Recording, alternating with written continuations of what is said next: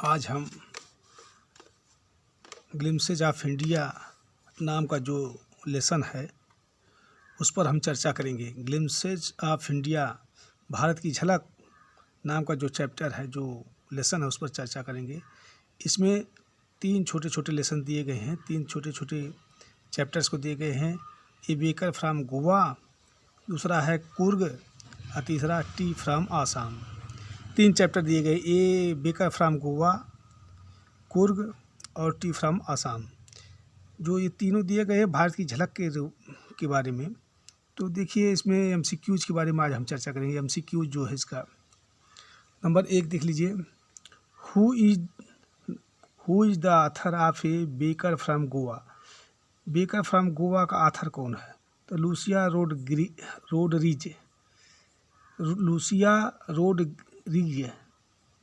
ये ऑथर आपके हैं।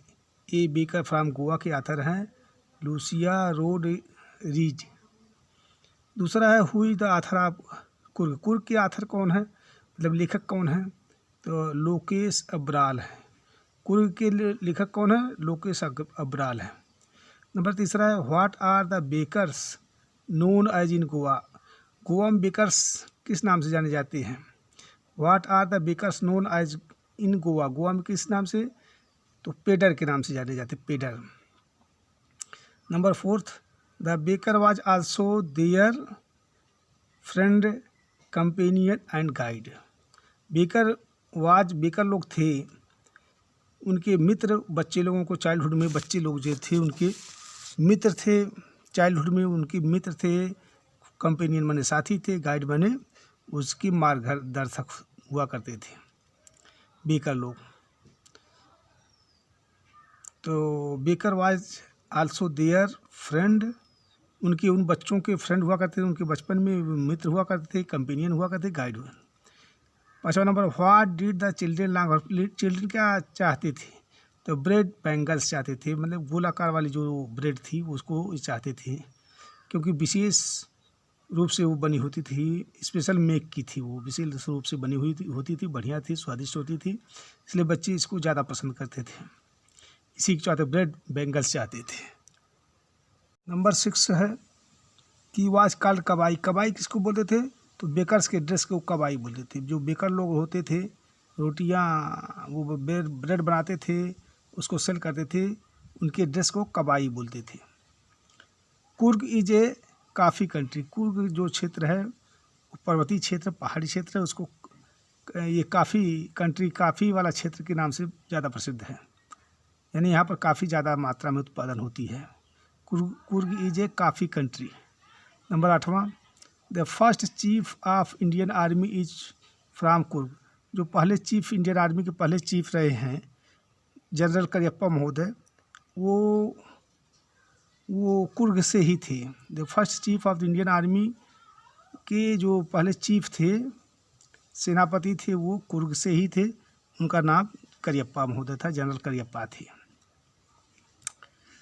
तो Kaveri river obtains it's water from Coorg. जो कावेरी नदी को जो पानी मिलता है वो कुर्ग से ही मिलता है, क्योंकि कावेरी जो कुर्ग है ये ब्रह्मगिरी पहाड़ियों से घिरा हुआ है। ब्रह्मगिरी आइलैंड और पहाड़ियों से घिरा हुआ है, और ये कावेरी नदी पानी उन्हीं से प्राप्त करती है। नंबर 10वां what are the activities available in Coorg. Coorg में कौन कौन से एक्टिविटीज़ होती है, कौन कौन से कार्य होते हैं, खेल, कौन कौन से खेल, एक तरह से कह सकते हैं कि कुर्ग में कौन कौन से खेल होते हैं। तो रिवर राफ्टिंग वाला खेल होता है। रिवर राफ्टिंग का मतलब जो लकड़ी का प्लेटफार्म चलाना, रिवर राफ्टिंग उसको बोलते हैं। रिवर राफ्टिंग का काम होता है। कैनोइंग माने लंबी नाव चलाने वाला, खींचने वाला काम होता है।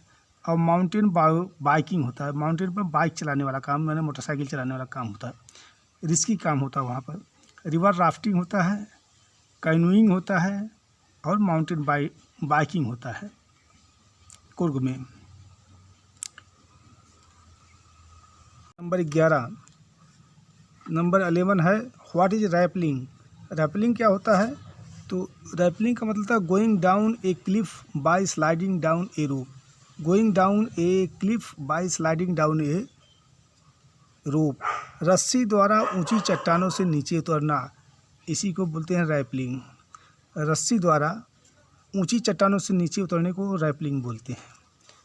तो going down a cliff by sliding down a rope. Number 12, was Rajveer a fan of detective stories. Detective story जो जासूसी का, डिटेक्टिव में जासूसी कहानियों का, क्या वह फैन था, प्रशंसक था, दीवाना था? तो ये बात सही है, हाँ। Was Rajveer a fan of detective story, क्या राजवीर डिटेक्टिव स्टोरी का माने जासूसी कहानियों का फैन था, प्रशंसक था, दीवाना था? तो हाँ, यस।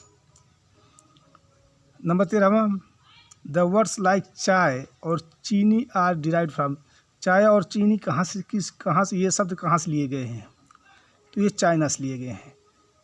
वर्ड जैसे चीनी और चाय कहाँ से लिए गए हैं? तो ये चाइना से लिए गए हैं। चीनी और चाय चाइना से लिए गए हैं। Number 14, what is the duration of the second flush or sprouting period. What is the duration, कौन सा समय होता है सेकेंड फ्लश का या स्प्राउटिंग पीरियड का? स्प्राउटिंग पीरियड मतलब जो कोपले निकलती हैं या नई पत्तियां निकलती हैं, नई पत्तियां फूटती हैं, उसका कौन सा दूसरा जो सेकंड टाइम का कौन सा पीरियड होता है, कौन सा समय होता है? तो ये मई से जुलाई तक होता है। तो what is the duration of the second flush or sprouting period. Sprouting period माने नई पत्तियां जो निकलती हैं, नई कोपले निकलती हैं, उसका कौन सा समय होता है? तो ये होता है मई जून का समय होता है। मई से लेकर जुलाई तक का समय होता है। नंबर 15वां देख लीजिए। नंबर 15वां, what did Rajveer and Pranjal study. Where did Rajveer and Pranjal. Rajveer और प्रांजल कहाँ स्टडी करते थे? दिल्ली में स्टडी करते थे। राजवीर और प्रांजल कहाँ पे स्टडी करते थे? दिल्ली में स्टडी करते थे, पढ़ते थे। दिल्ली में पढ़ते थे। तो राजवीर जो है प्रांजल के होम टाउन गया था, वहाँ उसके होम टाउन, उसके गांव गया था, गांव घूमने के लिए राजवीर। तो वही कहानी है, वो टी फ्राम आसाम से लिया गया है। तो फिर D Rajveer and Pranjal study, Rajveer और प्रांजल कहाँ पढ़ते थे? ये दिल्ली में पढ़ते थे। तो आप लोग शेयर और सब्सक्राइब कर दीजिएगा, लाइक भी कर दीजिएगा। जय हिंद।